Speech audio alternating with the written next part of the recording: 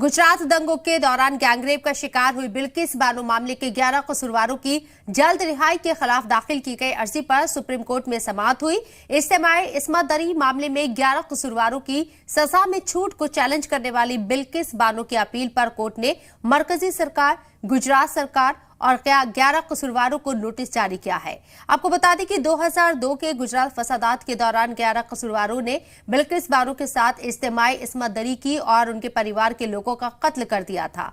गुजरात सरकार ने 15 अगस्त 2022 को कसूरवारों को राहत देते हुए गुनहगारों को रिहा कर दिया था।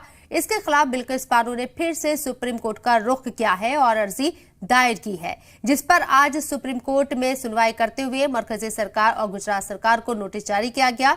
11 कसूरवारों की रिहाई पर जवाब मांगा गया है। इस मामले पर अब 18 अप्रैल को अगली समाअत होगी।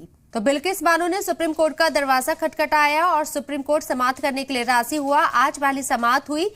11 कसूरवारों को रिहा करने के खिलाफ जो रिहा किया गया है 11 कसूरवारों को, उसके खिलाफ सुप्रीम कोर्ट गई है बिल्किस बानो और आज सुप्रीम कोर्ट ने इस पर समाअत करते हुए मरकजी सरकार, गुजरात सरकार और 11 कसूरवारों को नोटिस दिया है। जवाब तलब किया गया है।